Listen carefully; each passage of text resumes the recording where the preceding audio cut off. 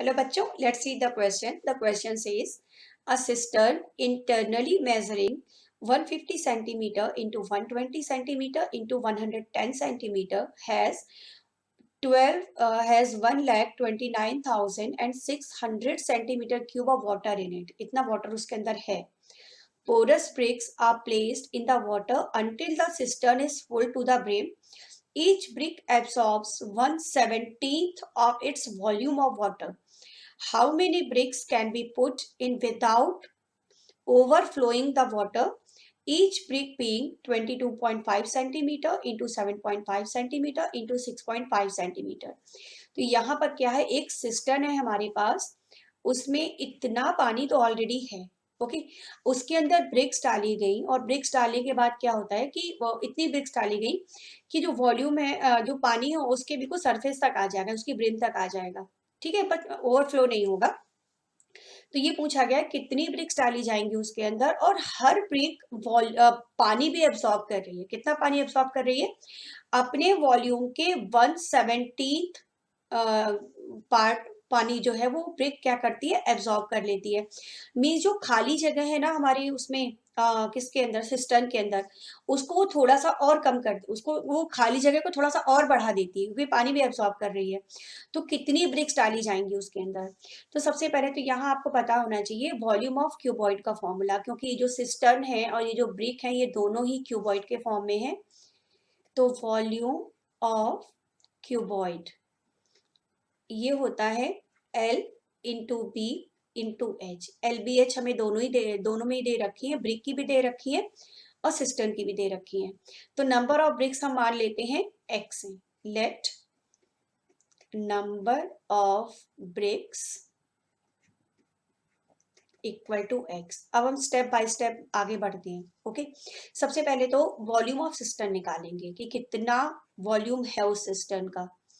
Volume of cistern ये दे रखा है, निकाल सकते हैं ना इसे हम L into B into H से. 150 into 120 into 110.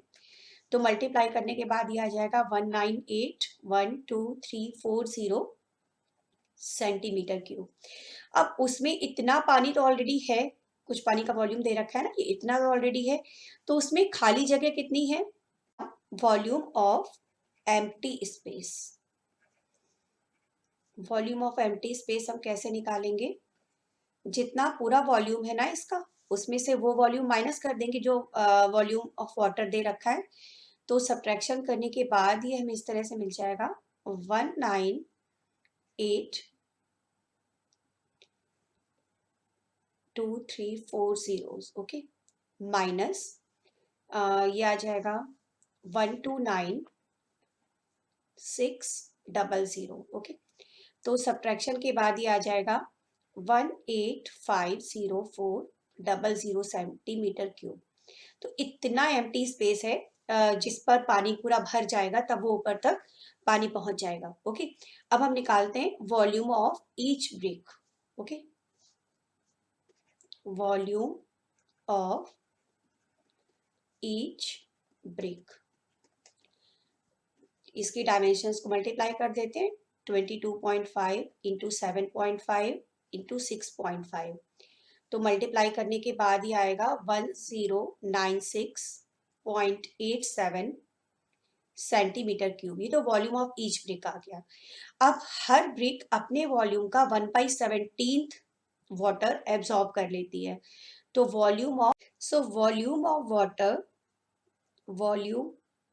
Of water soaked by each brick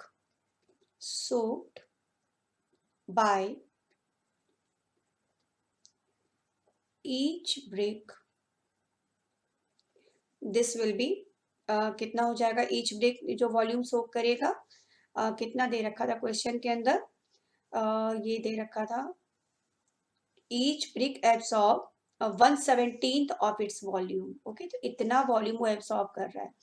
तो 1/17 of its volume means 1096.87.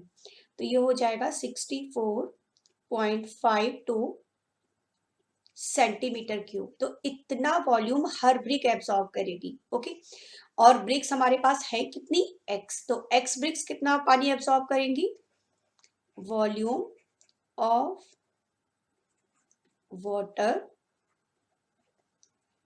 Absorbed by x bricks, इसमें हम x का मल्टीप्लाई कर देते हैं 64.52 x सेंटीमीटर क्यूब।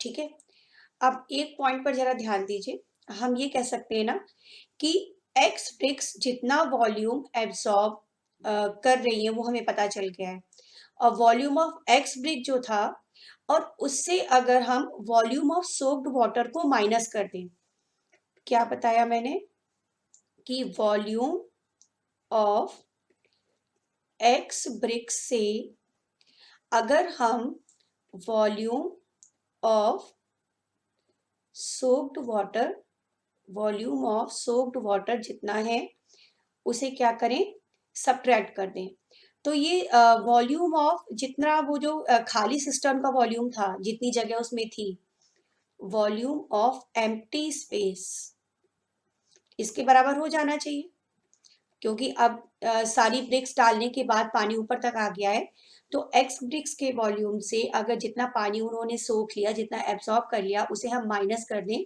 तो जितनी खाली जगह थी वो उसके बराबर हो जाना चाहिए, है ना।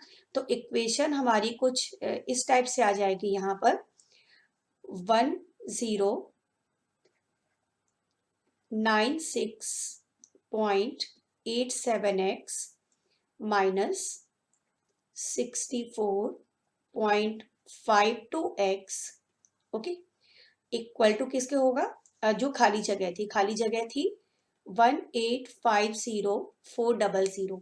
अब यहां से अब x की वैल्यू निकाल सकते हैं, सब्ट्रैक्ट कर लेते हैं, 1032.35x इक्वल टू 1850400, x निकालना है तो डिवाइड कर लेते हैं, तो ये आ जाएगा 1850400 अपॉन 1032.35, तो डिवाइड करने के बाद ये आ गया 1792.41, डेसिमल में आ गया ये number of BRICS.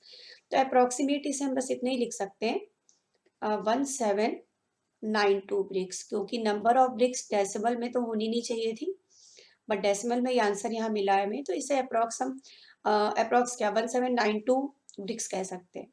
Okay, hope you understand it well, thank you.